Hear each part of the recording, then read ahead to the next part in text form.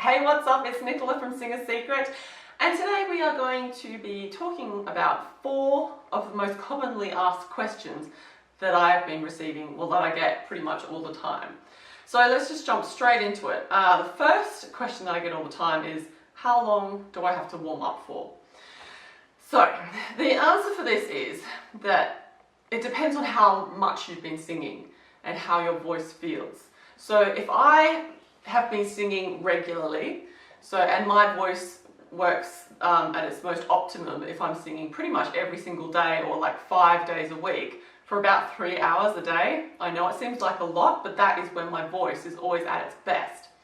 So even if I'm not singing quite that much and I'm sort of singing maybe an hour a day or a couple of hours every second day, I'm still singing quite regularly, which means that it actually takes me a lot less time, to warm up than if I was only singing once a week.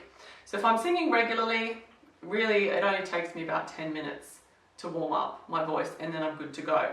But if I haven't been singing regularly, especially if I've only sung once a week or I've taken a couple of weeks break, then it can take me anywhere up to an hour to really get warm and to get my voice feeling like it's performing at that optimal level again. It's kind of a funny thing. You really have to sort of just see how your voice feels. Like you kind of get to know your instrument and you know when it opens up and if you've still got some kind of glitchy kind of breaks in your range that you still need to work on because you're not 100% warm.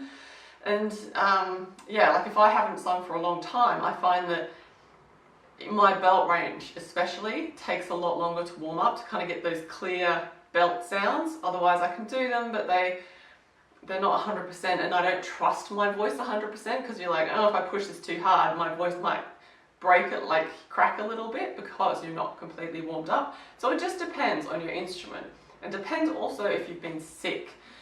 And that's a bit of a funny one actually, if you have been sick, because it will take longer to warm up, but then you don't want to oversing and fatigue your voice when you've been sick. So you really have to just sort of play around. But the rule of thumb is the more frequently that you've been singing, the less time it will take to warm up. Like I said, 10 minutes, up to an hour if you have not been singing regularly at all.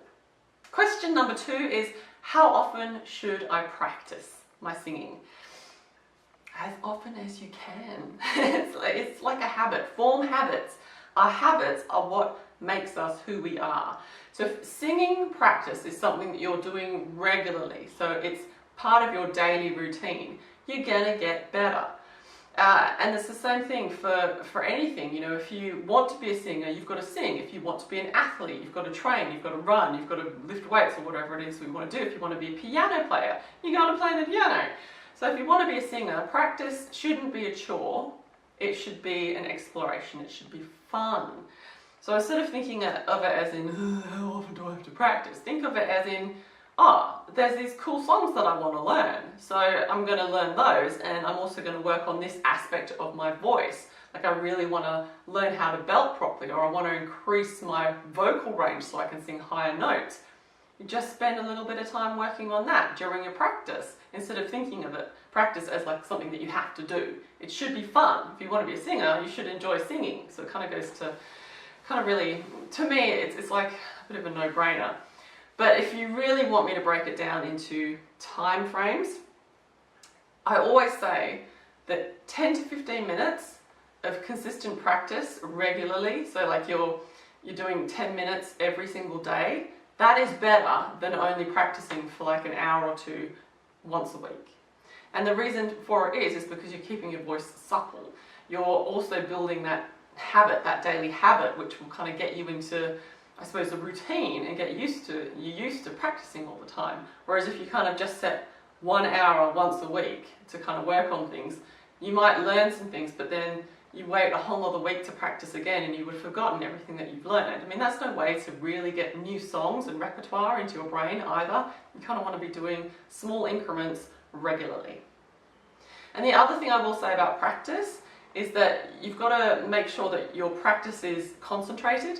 So just sort of singing around the house, that's not really practice. Yes, learning a new song and repertoire and kind of breaking it down into these are the sections and I'm going to put more dynamics into here and I really want to nail that little passage of notes, that's practice. But if you're just kind of learning the lyrics of a song, or you're just kind of getting your head around a new song and you're just sort of singing it all the time, that's not really practice, that's just having fun singing.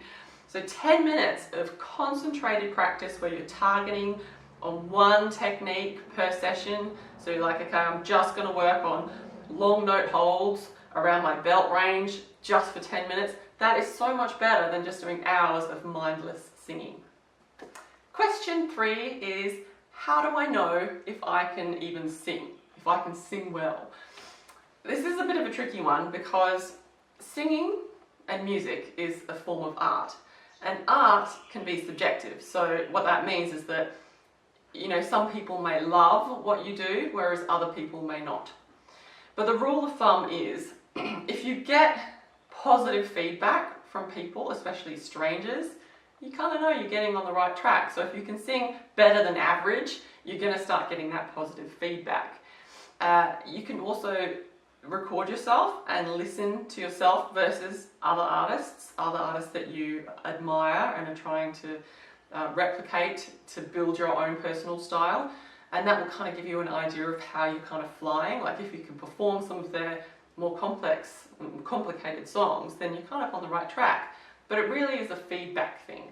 So there are some really great ways to get feedback. You can sing to your friends and family and someone that you trust to give you an honest opinion that's not going to just be critical, or that's not just going to lie to you and say, yeah, you're great, but doesn't know anything about music. But see if you can find someone that knows a little bit about music. They don't have to be a musician, but they, you know, need to at least like listen to a lot of different varieties of music, and or at least like the genre of music that you're trying to sing.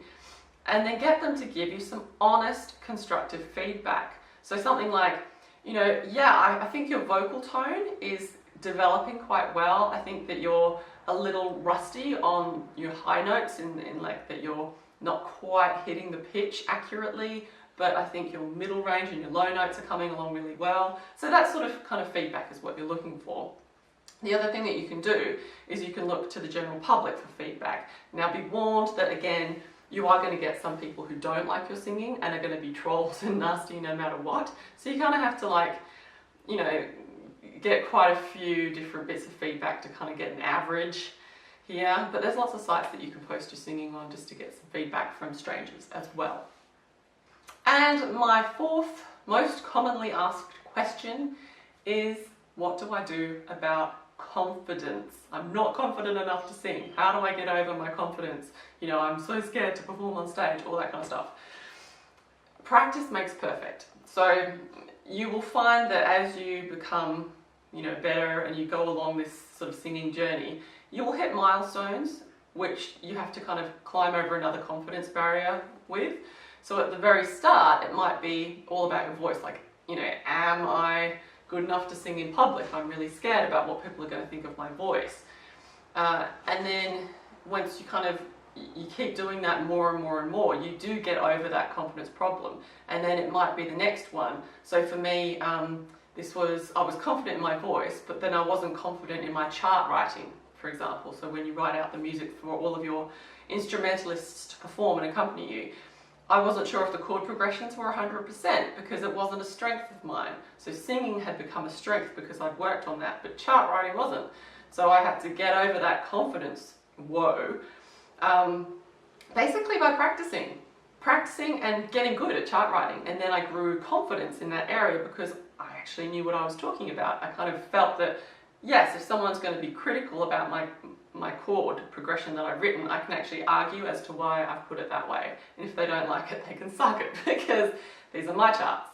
So that's one way of, you know, getting over your confidence, is by practicing and getting good at your craft so you know what you're talking about. And then you'll do something else. So I remember the first time that I ever performed at a proper jazz club, I was packing it. I was so shit, and I remember I was so nervous that I was going to come in again at the right spot, because that's a big thing for jazz singers, because, you know, you sing the head, the instrumentalists go around, and then the jazz singer comes back in, you know, depending on the arrangement, and sings the head again. And I was so worried about coming in at the right spot that I thought this instrumentalist had been had gone on for long enough because I'd completely lost my place in the music, which is a bit of a jazz singer faux pas. But it happens, especially when you're starting out, you know, especially when you're playing with instrumentalists that play quite dissonant music, so it's not usually what you're used to hearing, and then they don't quote the melody. You've really got to know your chord progressions, otherwise you get lost. And I got lost, and so I just cut in, and I was obviously at the wrong spot. And all of the rest of the band kind of looked at me like, the singer's fucked up. And I was on stage going, oh God. But I just started singing the melody, and thank God my band, the nice guys, that they followed me. So even though I stuffed up, they made it look like I was doing the right thing by following me and finding where I was in the music. But that, I was packing myself, I was so unconfident, but then I did it again, and you know, again and again, and now I just love it on stage. But it's a bit of a journey. You will hit confidence issues along the way, but the way that you get over them is by practicing, getting confident at your craft, and the more that you do something, the easier it becomes. But the trick, I think, is to not go from 0 to 100, so you know, 0 to like trying to go for the voice, or like one of these, you know, America's Got Talent or whatever TV shows where you're suddenly from singing in your bedroom to singing in front of thousands of people. I mean, that's going to be hard.